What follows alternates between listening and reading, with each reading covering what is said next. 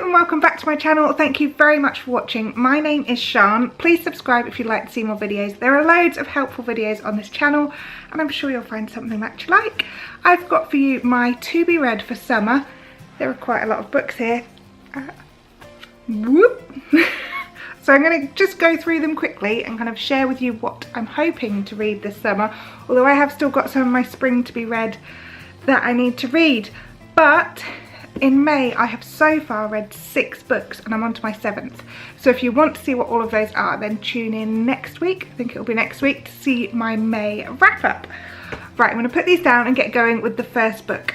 It is Philip Pullman's The Subtle Knife. I read the first in this trilogy, Northern Lights, a couple of months ago. I will leave a link here to it and I absolutely loved it and I cannot wait to get going into the second part of this trilogy. I love the whole story of it.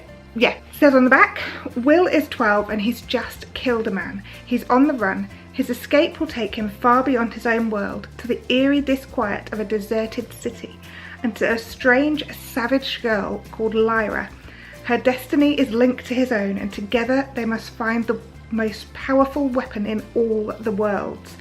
It sounds exciting and I can't wait to get back into Lyra's world again. Next up, I have a book my mum recommended. It is called In the Name of Love and it's by Louise Lee. And it says on the back, retired technically, Florence Love is a long way from her London private investigator glory days, but her latest target is achingly personal.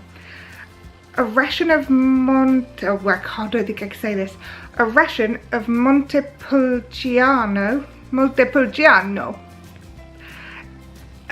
in her water pouch, Flo finds herself racing around Italy on a borrowed Vespa in the name of love.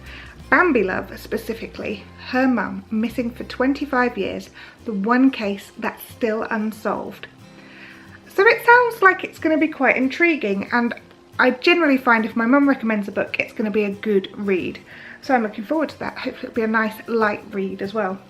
The third one is a Cecelia Ahern book, and you all know just how much I love her books. It's called How to Fall in Love, and it says she has 2 weeks to teach him how to fall in love with his own life. Christine Rose is crossing the Harpenny Bridge in Dublin late one night when she sees a stranger, Adam, poised to jump. Desperate to help, she talks him into a reckless deal.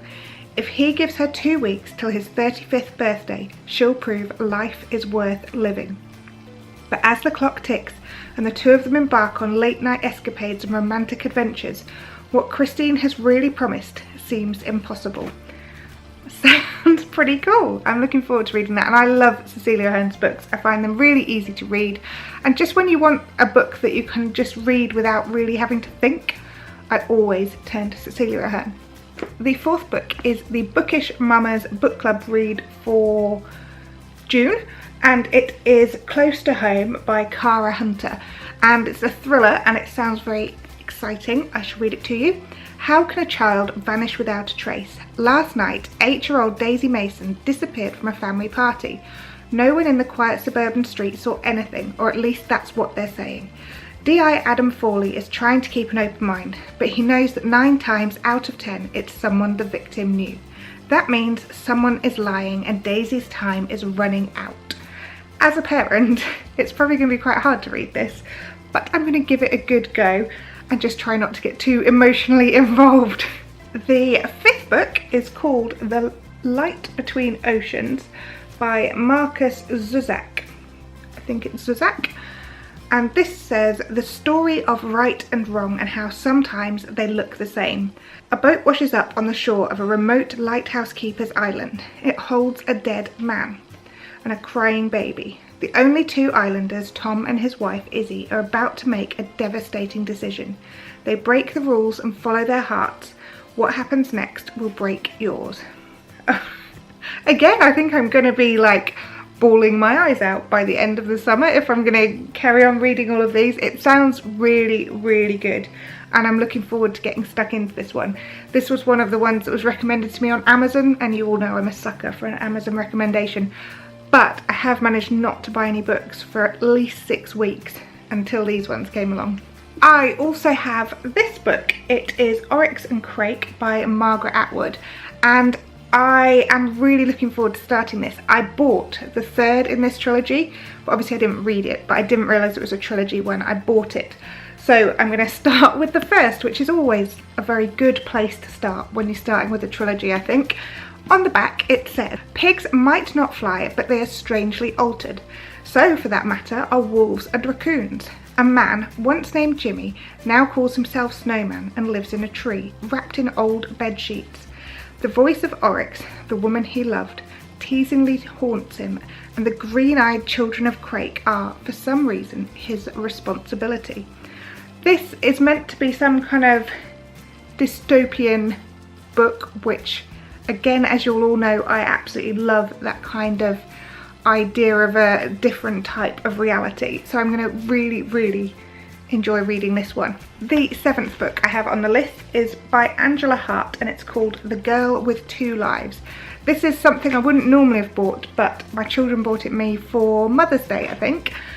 And it says, as I stepped back into the kitchen, Danielle looked very proud as she held up her notepad for me to see. Finished, she declared cheerfully. I was surprised to see that the surname Danielle had printed wasn't the one I'd seen on her paperwork from social services, and so I asked her casually if she used two different names, which often happens when children come from broken homes. Yes, she said, but this is the surname I'm going to use from now on because it's the name of my forever family. Danielle has been excluded from school and her former foster family can no longer cope.